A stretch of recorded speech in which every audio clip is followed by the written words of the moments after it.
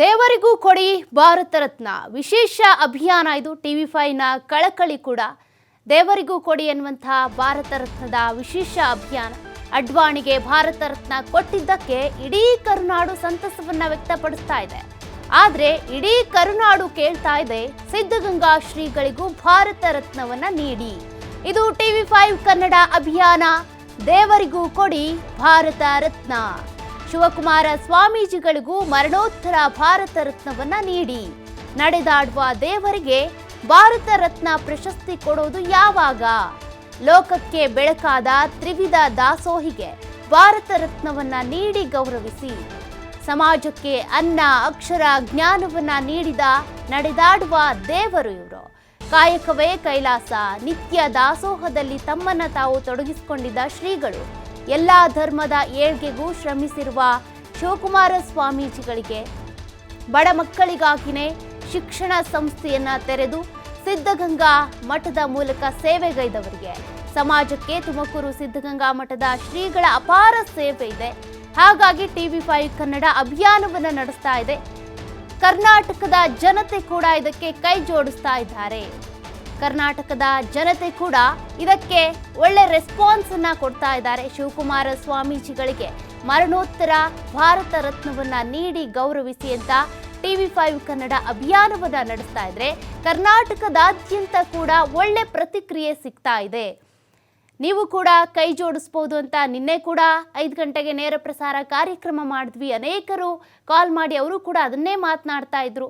ಶ್ರೀಗಳಿಗೆ ಕೊಡದೇ ಇದ್ರೆ ಇನ್ಯಾರಿಗೆ ಕೊಡ್ತೀರಾ? ಭಾರತ ರತ್ನ ಅನ್ನುವಂಥ ಪ್ರಶಸ್ತಿಗೆ ಗೌರವ ಸಿಗಬೇಕು ಅಂದರೆ ಶ್ರೀಗಳಿಗೆ ಪ್ರಶಸ್ತಿ ಕೊಡಬೇಕು ಅಂತ. ಅಡ್ವಾಣಿ ಅವರಿಗೆ ಭಾರತ ರತ್ನ ಸಿಗ್ತಿದ್ದ ಹಾಗೆ ಶ್ರೀಗಳಿಗೆ ಕೊಡಬೇಕು ಭಾರತ ರತ್ನವನ್ನ ಅನ್ನುವಂಥ ಕೂಗು ಮತ್ತೆ ಕೇಳಿ ಬರ್ತಾ ಇದೆ. ಅದಕ್ಕೆ ಕನ್ನಡ ಟಿವಿ5 ಕನ್ನಡ ವಾಹಿನಿ ಕೂಡ ಕೈ ಜೋಡಿಸ್ತಾ ಇದೆ. ನಾವು ಮಾಡ್ತಾ ಇರುವಂಥ ಅಭಿಯಾನಕ್ಕೆ ಕರ್ನಾಟಕದಾದ್ಯಂತ ಕೂಡ ಒಳ್ಳೆಯ ಪ್ರತಿಕ್ರಿಯೆ ಸಿಗ್ತಾ ಇದೆ. ಅನೇಕರು ಕೂಡ ಸಿದ್ಧಗಂಗಾ ಮಠದಲ್ಲಿ ಬೆಳೆದಿದ್ದಾರೆ, ಅಕ್ಷರವನ್ನ ಕಲ್ತಿದ್ದಾರೆ, ಜ್ಞಾನವನ್ನ ಸಂಪಾದಿಸಿದ್ದಾರೆ, ಅನ್ನವನ್ನ ಅಲ್ಲಿ ಆಹಾರವನ್ನ ತಿಂದಿದ್ದಾರೆ. ಅನೇಕರು ಆ ಒಂದು ಮಠದಲ್ಲಿ ಬೆಳೆದು ಅನೇಕ ಹುದ್ದೆಗಳಲ್ಲಿ ಈಗ ಇದ್ದಾರೆ. IAS IPS ಅಧಿಕಾರಿಯಾಗಿ ಕಾರ್ಯನಿರ್ವಹಿಸ್ತಾ ಇದ್ದಾರೆ. ಅಲ್ಲಿ ತುಮಕೂರು ಸಿದ್ಧಗಂಗಾ ಮಠದಲ್ಲಿ ಪ್ರತಿಯೊಬ್ಬರಿಗೂ ಕೂಡ ಯಾವುದೇ ಜಾತಿ ತಾರತಮ್ಯವಿಲ್ಲದೆ ಧರ್ಮದ ತಾರತಮ್ಯವಿಲ್ಲದೆ ಎಲ್ಲರನ್ನೂ ಕೂಡ ಒಂದೇ ರೀತಿಯಾಗಿ ಬಂದವರೆಲ್ಲರಿಗೂ ಕೂಡ ತ್ರಿವಿಧ ದಾಸೋಹವನ್ನ ನೀಡ್ತಾ ಇದ್ರು ಸಿದ್ಧಗಂಗಾ ಮಠದ ಶಿವಕುಮಾರ ಶ್ರೀಗಳು. ಅವರ ಸೇವೆ ಏನಿದೆ ಇಡೀ ಕರ್ನಾಟಕಕ್ಕೆ ಅಪಾರವಾದದ್ದು. ಅನೇಕರಿಗೆ ಅಕ್ಷರ ದಾಸೋಹವನ್ನ ನೀಡಿದ್ದಾರೆ, ಜ್ಞಾನವನ್ನ ಕೊಟ್ಟಿದ್ದಾರೆ, ಅನ್ನ ದಾಸೋಹವನ್ನ ನೀಡಿದ್ದಾರೆ. ಅವರು ಬದುಕಿದ್ದಾಗಲಂತೂ ಭಾರತ ರತ್ನವನ್ನ ಘೋಷಣೆ ಮಾಡೋದಕ್ಕಾಗಲಿಲ್ಲ. ಈಗಲಾದರೂ ಮರಣೋತ್ತರ ಭಾರತ ರತ್ನವನ್ನ ನೀಡಿ ಗೌರವಿಸಿ. ಯಾಕಂದ್ರೆ ಜಾತಿ ಧರ್ಮ ಇದ್ಯಾವುದನ್ನು ಕೂಡ ನೋಡದೆ ತಾರತಮ್ಯ ಮಾಡದೆ ಜಾತ್ಯತೀತವಾಗಿ ಎಲ್ಲರನ್ನೂ ಸಮಾನವಾಗಿ ಕಂಡಂತಹ ವ್ಯಕ್ತಿ, ನಡೆದಾಡುವ ದೇವರೇ ಅಂತಾನೆ ಕರೆಸಿಕೊಳ್ಳುವಂತಹ ಶಿವಕುಮಾರ ಸ್ವಾಮೀಜಿಗಳಿಗೆ ಭಾರತ ರತ್ನವನ್ನ ಕೊಡದೇ ಇದ್ರೆ ಭಾರತ ರತ್ನಕ್ಕೆ ಒಂದು ರೀತಿಯಾಗಿ ಕಳೆ ಇಲ್ದಂಗೆ ಆಗೋಗುತ್ತೆ. ಭಾರತ ರತ್ನಕ್ಕೆ ಇನ್ನಷ್ಟು ಗೌರವ ಸಿಗಬೇಕು ಅಂದರೆ ಇಂತಹ ವ್ಯಕ್ತಿ ಅವ್ರಿಗೆ ಕೊಟ್ಟರೆ ನಿಜಕ್ಕೂ ಕೂಡ ಭಾರತ ರತ್ನಕ್ಕೆ ಒಂದು ಗೌರವ.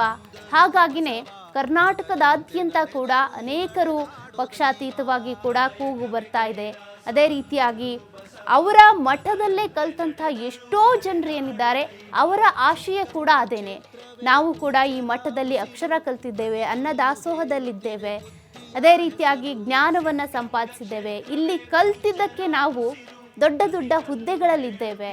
ಹಾಗಾಗಿ ಶ್ರೀಗಳಿಗೆ ಭಾರತ ರತ್ನವನ್ನ ಕೊಡಿ ಅನ್ನುವಂಥ ಕೂಗು ಎಲ್ಲ ಕಡೆ ಕೂಡ ಕೇಳಿ ಬರ್ತಾ ಇದೆ. ಕರ್ನಾಟಕದಲ್ಲಿ ಇವರನ್ನ ಆಪೋಸ್ ಮಾಡುವಂಥ ವ್ಯಕ್ತಿಗಳು ಯಾರೂ ಇಲ್ಲ. ಯಾಕೆಂದರೆ ಅಷ್ಟು ನಡೆದಾಡುವ ದೇವರು ಅಂತ ಸುಮ್ಮನೆ ಕರೆಯೋದಿಲ್ಲ. ಎಲ್ರಿಗೂ ದೇವರು ಅಂತ ಅಂದರೆ ಏನು? ಯಾರಿಗೂ ಕೂಡ ವಂಚನೆ ಮಾಡೋದಿಲ್ಲ. ಜಾತಿ ಧರ್ಮ ಕಪ್ಪು ಬಿಳುಪು ಇದ್ಯಾವುದನ್ನು ಕೂಡ ನೋಡದೆ ಎಲ್ಲರನ್ನೂ ಸಮಾನವಾಗಿ ಕಾಣೋದೇ ದೇವರು. ಹಾಗಾಗಿ ದೇವರಿಗೆ ಹೋಲಿಕೆ ಮಾಡ್ತಾರೆ ಶಿವಕುಮಾರ ಸ್ವಾಮೀಜಿಗಳನ್ನ. ಹಾಗಾಗಿನೇ ಈಗ ನಡೆದಾಡುವ ದೇವರಿಗೆ ವಂಚನೆ ಆಗಬಾರ್ದಲ್ವಾ? ಭಾರತ ರತ್ನವನ್ನ ಅವರಿಗೂ ಕೊಟ್ಬಿಟ್ರೆ ಭಾರತ ರತ್ನಕ್ಕೂ ಒಂದು ಗೌರವ.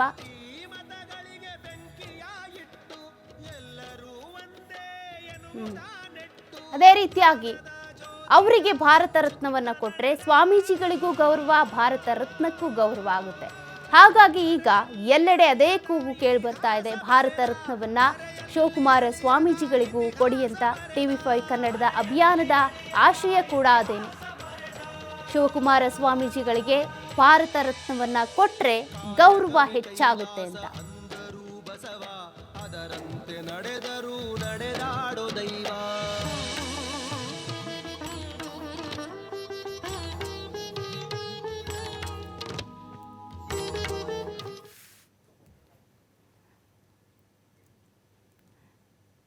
ಕರ್ನಾಟಕದಾದ್ಯಂತ ಈಗಾಗಲೇ ಒಳ್ಳೆಯ ಪ್ರತಿಕ್ರಿಯೆ ಸಿಗ್ತಾ ಇದೆ.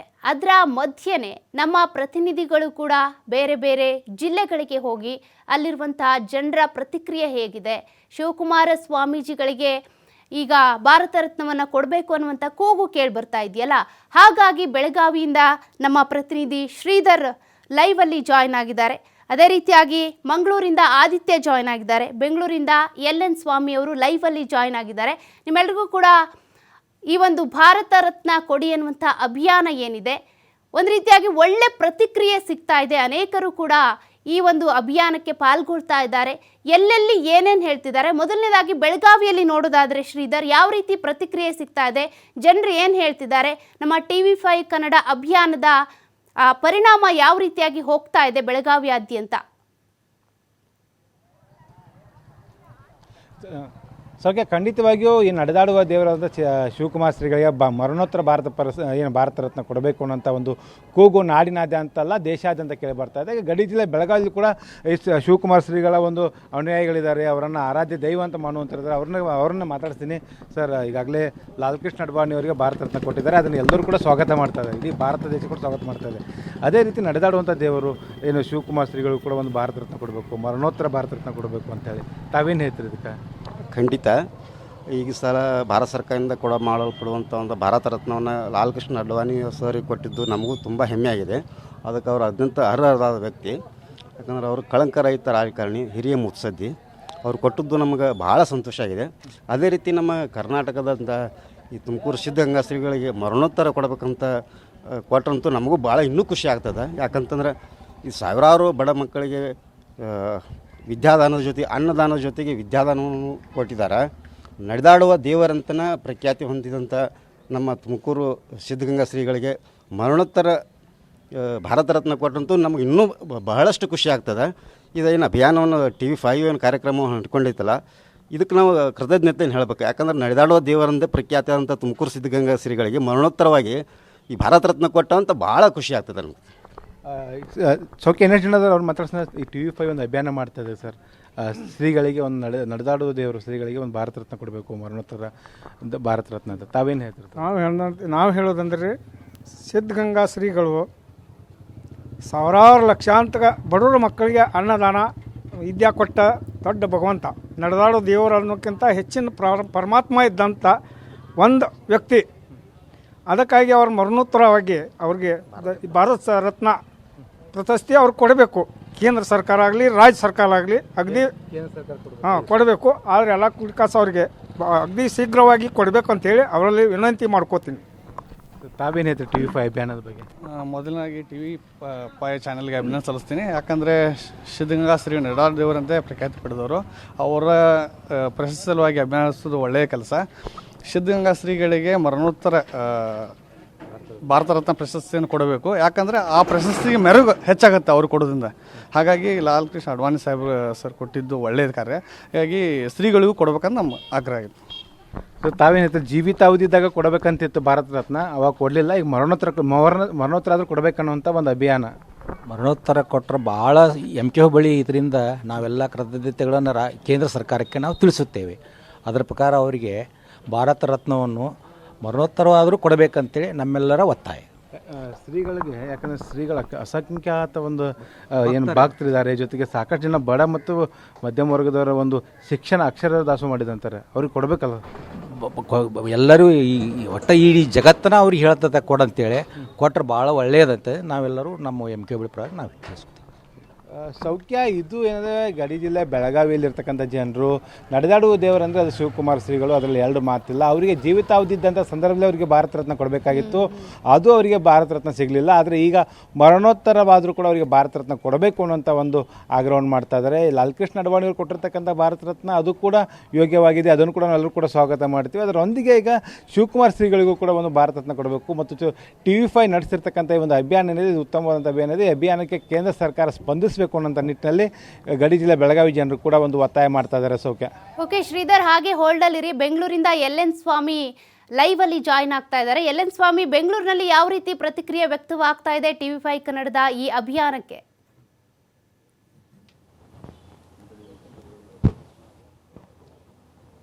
ಸೌಖ್ಯ, ಭಾರತ ರತ್ನ ಪ್ರಶಸ್ತಿ ಹೆಸರು ಕೇಳಿ ಬಂದಿದ ತಕ್ಷಣ ಆ ಪ್ರಶಸ್ತಿಯನ್ನ ಲಿಂಗೈಕ್ಯರಾಗಿರುವಂತಹ ಶ್ರೀ ಶಿವಕುಮಾರ ಸ್ವಾಮೀಜಿಗಳಿಗೆ ಕೊಡಬೇಕಿತ್ತು ಎಂಬ ಮಾತು ಸಾಕಷ್ಟು ಕೇಳಿ ಬರ್ತಾ ಇದೆ.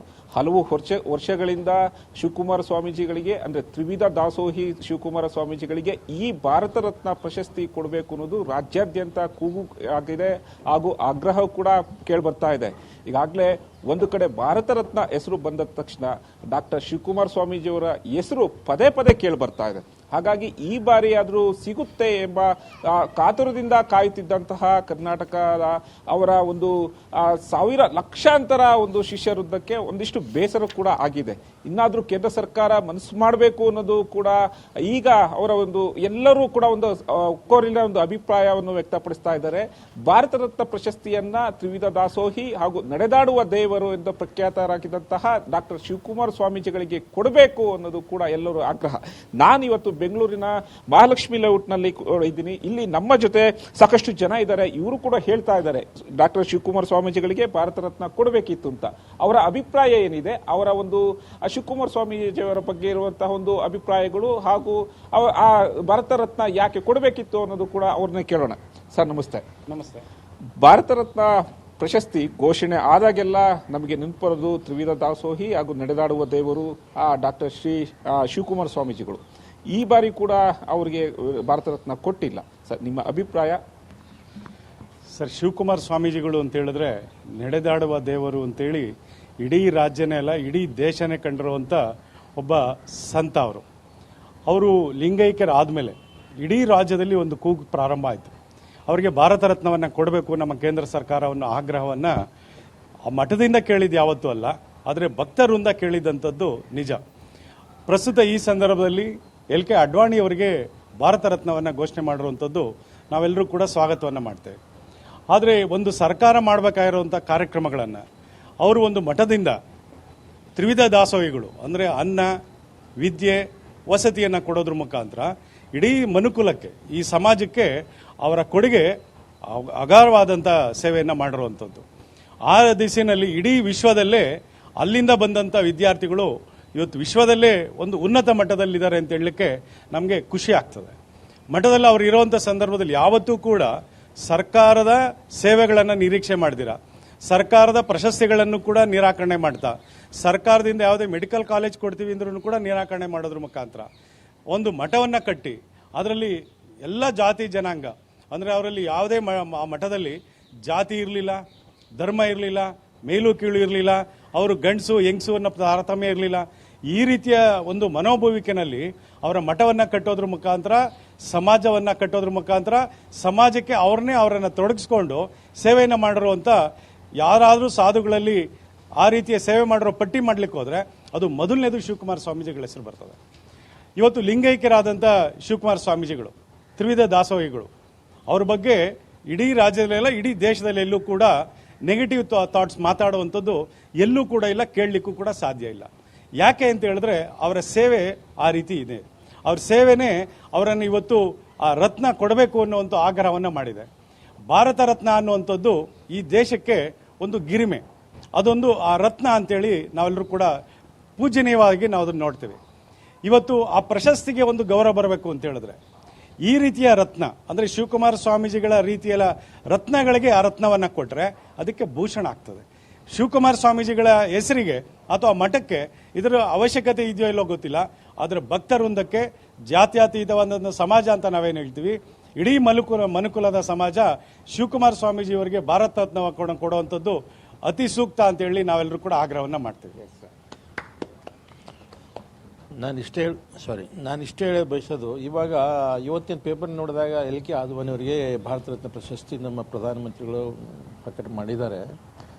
ನಮಗೇನು ಅದರಲ್ಲಿ ಯಾವುದೂ ವಿರೋಧ ಇಲ್ಲ ಅದಕ್ಕೆ. ಬಟ್ ಅದ್ರ ಸಹಿತ ನಮ್ಮ ರಾಜ್ಯದ ಸ್ವಾಮಿಗಳು ಶಿವಕುಮಾರ್ ಸಿದ್ಧಗಂಗಾ ಮಠದ ಶಿವಕುಮಾರ ಸ್ವಾಮಿಗಳಿಗೆ ಅದು ಮೊದಲಿಗೆ ಕೊಡಬೇಕಾಗಿತ್ತು.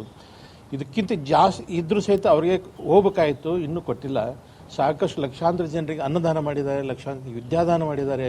ಅದಕ್ಕಿಂತ ಜಾಸ್ತಿ ಏನಿದೆ, ನಮ್ಮ ಕರ್ನಾಟಕದಲ್ಲಿ ಬಿಜಾಪುರ, ಧಾರವಾಡ ಜಿಲ್ಲಾ, ಹಾವೇರಿ ಜಿಲ್ಲಾ ಜನ ಸಾಕಷ್ಟು ಇವಾಗಲೂ ಶಿವಕುಮಾರ ಸ್ವಾಮಿಗಳಿಗೆ ವಂದನೆ ಮಾಡ್ತಿರ್ತಾರೆ. ಮನೆಯಲ್ಲಿ ಪ್ರತಿಯೊಬ್ಬರ ಮನೆಯಲ್ಲಿ ಅವ್ರ ಫೋಟೋ ಪೂಜೆ ಮಾಡ್ತಾರೆ. ಯಾಕೆ ಅವ್ರಲಿಂದ ಸಾಕಷ್ಟು ಮುಂದೆ ಬಂದಿದ್ದಾರೆ. ಅದರಲ್ಲಿ ನಾನು ಒಬ್ಬ ಇದ್ದೀನಿ. ಅದಕ್ಕೆ ನಾನು ಒತ್ತಾಯ ಮಾಡ್ತಾ ಇರೋದು ಇಷ್ಟೇ, ಶಿವಕುಮಾರ ಸ್ವಾಮಿಗಳಿಗೆ ಭಾರತ ರತ್ನ ಪ್ರಶಸ್ತಿ ಮೊದಲು ಕೊಡಬೇಕು, ಇಷ್ಟನ್ನ ಹೇಳ್ತಾ ಇರೋದು. ಬೆಂಗಳೂರು ನಗರದ ಮಹಾಲಕ್ಷ್ಮಿ ಲೇಔಟ್ ಬಡಾವಣೆಯ ಡಾಕ್ಟರ್ ಶ್ರೀ ಶಿವಕುಮಾರ ಸ್ವಾಮೀಜಿ ಪಾರ್ಕ್ನಲ್ಲಿ ಸೇರಿರ್ತಕ್ಕಂಥ ನಮ್ಮ ಎಲ್ಲ ಕಾಲೋನಿಯ ನಿವಾಸಿಗಳ ಪರವಾಗಿ ನಿನ್ನೆ ಕೇಂದ್ರ ಸರ್ಕಾರ ಏನು ಪ್ರಕಟಣೆ ಮಾಡಿದೆ ಭಾರತ ರತ್ನವನ್ನು ಲಾಲ್ ಕೃಷ್ಣ ಅಡ್ವಾಣಿ ಅವರಿಗೆ ನಾವು ಸಂತಸವನ್ನು ವ್ಯಕ್ತಪಡಿಸಿ ಕೇಂದ್ರ ಸರ್ಕಾರಕ್ಕೆ ಅಭಿನಂದನೆ ಸಲ್ಲಿಸಿ, ಮತ್ತೆ ನಮ್ಮ ಬಹುದಿನಗಳ ಕರ್ನಾಟಕ ರಾಜ್ಯದ ಜನತೆಯ ಒಂದು ಬೇಡಿಕೆ ಇತ್ತು. ಏನಪ್ಪಾ ಅಂದ್ರೆ 12ನೇ ಶತಮಾನದ ಬಸವಾದಿ ಶರಣರ ಆಶಯಗಳನ್ನು 20ನೇ ಶತಮಾನದಲ್ಲಿ ಯಥಾವತ್ತಾಗಿ ಕಾರ್ಯರೂಪಕ್ಕೆ ತಂದಂತಹ ಇವತ್ತು ಶತಮಾನದ ಸಂತ, ನಡೆದಾಡುವ ದೇವರು, ತ್ರಿವಿಧ ದಾಸೋಹಿ ಎಂದೆನಿಸಿರುವ ಮತ್ತೆ ಶರಣ ಪರಂಪರೆಯಲ್ಲಿ ಬಂದಂತಹ ಇವನಾರವ ಎನ್ನದಿರಯ್ಯ, ಇವ ನಮ್ಮವ ಎಂದು ಹೇಳುವ ಮುಖಾಂತರ ಯಾವುದೇ ಜಾತಿ ಧರ್ಮದ ಸೋಂಕನ್ನು ಅಂಟಿಸಿಕೊಳ್ಳದೆ ಕರ್ನಾಟಕ ರಾಜ್ಯಾದ್ಯಂತ ಇರತಕ್ಕಂಥ ಕೋಟ್ಯಾಂತರ ಬಡ ಮಕ್ಕಳಿಗೆ ಉಚಿತ ಶಿಕ್ಷಣ, ವಸತಿ, ಆಹಾರವನ್ನು ಕೊಟ್ಟು ತ್ರಿವಿಧ ದಾಸೋಹಿ ಎಂದೇ ಪ್ರಖ್ಯಾತರಾಗಿದ್ದಂತಹ ಮತ್ತು ಶರಣ ಪರಂಪರೆಗೆ ಒಂದು ಆದರ್ಶಪ್ರಾಯರಾಗಿ ಬದುಕಿದಂತಹ ಲಿಂಗೈಕ್ಯ ಡಾಕ್ಟರ್ ಶ್ರೀ ಶಿವಕುಮಾರ ಸ್ವಾಮೀಜಿಗಳು ಮಾಡಿದಂತಹ ಸಮಾಜ ಸೇವೆಯನ್ನು ಕೇಂದ್ರ ಸರ್ಕಾರ ಗುರುತಿಸಿ ಅವರಿಗೆ ಭಾರತ ರತ್ನವನ್ನು ಕೊಡಬೇಕು ಅಂತ ಹೇಳಿಬಿಟ್ಟು ನಮ್ಮ ಎಲ್ಲ ಕಾಲೋನಿಯ ನಿವಾಸಿಗಳ ಪರವಾಗಿ ಈ ಒಂದು ಸರ್ಕಾರಕ್ಕೆ ಹಕ್ಕೊತ್ತಾಯವನ್ನು ಮಾಡೋದ್ರ ಮುಖಾಂತರ ನಮ್ಮ ಬೇಡಿಕೆಯನ್ನು ನಾವು ಮಂಡಿಸ್ತಾ ಇದ್ದೀವಿ. ಸೌಖ್ಯ, ಇದಿಷ್ಟು ಅಂದ್ರೆ ಜನರ ಒಂದು ಆಗ್ರಹ ಕೂಡ ಆಗಿದೆ. ಕೇಂದ್ರ ಸರ್ಕಾರಕ್ಕೆ ನಾವು ಆಗ್ರಹ ಮಾಡ್ತೀವಿ, ತ್ರಿವಿಧ ದಾಸೋಹಗಳಿಗೆ ಭಾರತ ರತ್ನ ಕೊಡಲೇಬೇಕು ಅನ್ನೋದು ಕೂಡ ಇಲ್ಲಿನ ಜನರ ಒಂದು ಆಗ್ರಹವಾಗಿರುವಂತದ್ದು. ಸೌಖ್ಯ, ಓಕೆ, ಥ್ಯಾಂಕ್ ಯು LN ಸ್ವಾಮಿ. ಈಗ ಮಂಗಳೂರಿಂದ ಆದಿತ್ಯ ಜಾಯ್ನ್ ಆಗ್ತಾ ಇದ್ದಾರೆ. ಅಲ್ಲಿ ಮಂಗಳೂರಿನ ಜನತೆ ಏನು ಹೇಳ್ತಾರೆ, ಅದೇ ರೀತಿಯಾಗಿ ಈ ಒಂದು TV5 ಕನ್ನಡದ ಅಭಿಯಾನ ಏನಿದೆ, ದೇವರಿಗೂ ಕೂಡ ಭಾರತ ರತ್ನವನ್ನು ಕೊಡಿ ಅನ್ನುವಂಥ ಅಭಿಯಾನ, ಅಲ್ಲಿ ಯಾವ ರೀತಿಯಾಗಿ ಸಂಚರಿಸ್ತಾ ಇದೆ ಅಭಿಯಾನಕ್ಕೆ ಏನು ರೆಸ್ಪಾನ್ಸ್ ಸಿಗ್ತಾ ಇದೆ, ಆದಿತ್ಯ ಇದ್ರ ಬಗ್ಗೆ ಹೇಳೋದಾದ್ರೆ. ಸೌಖ್ಯ, ನಿಜವಾಗ್ಲೂ ಸಿದ್ಧಗಂಗಾ ಶ್ರೀಗಳು ಅನ್ನುವಂಥವರು ಕೇವಲ ಒಂದು ಧರ್ಮಕ್ಕೆ, ಒಂದು ಪಂಗಡಕ್ಕೆ ಮಾತ್ರ ಸೀಮಿತವಾದಂಥವರಲ್ಲ. ಸಾಕಷ್ಟು ಅಭಿಮಾನಿಗಳನ್ನು ಹೊಂದಿದ್ದಾರೆ, ಕೋಟ್ಯಾಂತರ ಅನುಯಾಯಿಗಳನ್ನು ಹೊಂದಿದ್ದಾರೆ.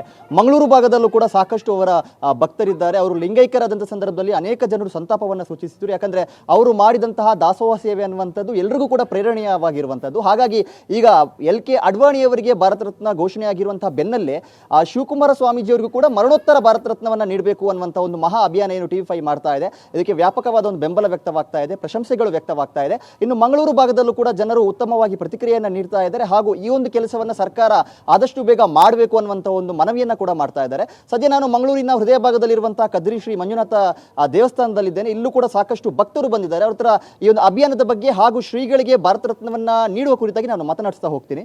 ಸರ್, ತುಮಕೂರು ಸಿದ್ಧಗಂಗಾ ಶ್ರೀಗಳಿಗೂ ಕೂಡ ಭಾರತ ರತ್ನವನ್ನು ನೀಡಬೇಕು ಅನ್ನುವಂಥ ಒಂದು ಮನವಿಗೆ ಎಲ್ಲೆಡೆಯಿಂದ ಕೇಳಿ ಬರ್ತಾ ಇದೆ. ಈ ಅಭಿಯಾನದ ಬಗ್ಗೆ ಕೊಡ್ಬೋದು. ಬಡ ಮಕ್ಕಳಿಗೆಲ್ಲ ಅವರು ಒಂದು ದಾರಿದೀಪವಾಗಿದ್ದಾರೆ. ಅಂಥವ್ರಿಗೆ ಕೊಡೋದು ಇನ್ನಂಥವ್ರಿಗೆ ಕೊಡ್ಬೋದು. ಈಗ LK ಅಡ್ವಾಣಿಯವರಿಗೆ ಈ ಒಂದು ಪ್ರಶಸ್ತಿಯನ್ನು ಘೋಷಣೆ ಮಾಡಿದ್ದಾರೆ. ಕರ್ನಾಟಕ ಭಾಗದಿಂದ, ಅದರಲ್ಲೂ ಅನೇಕ ಜನರಿಗೆ ಒಂದು ದಾರ್ಶನಿಕರಾಗಿ ಪರಿಣಮಿಸಿದಂಥ ಶ್ರೀಗಳು. ಸೊ ಇವರಿಗೆ ನೀಡುವಂಥ ಒಂದು ಅಗತ್ಯ ಎಷ್ಟಿದೆ, ಯಾಕೆ ಕೊಡಬೇಕು ಅನ್ನೋ ಅಲ್ಲ, ಅವರು ಬಡ ಮಕ್ಕಳುಗಳಿಗೆ ಎಷ್ಟೋ ದಾರಿದೀಪವಾಗಿದ್ದಾರೆ, ಅವರಿಂದ ಎಷ್ಟೋ ಜನಕ್ಕೆ ಒಳ್ಳೆಯದಾಗಿದೆ. ಹಾಗಾಗಿ ಅವರಿಗೆ ಕೊಡಲೇಬೇಕು, ಕೊಡ್ಬೋದು.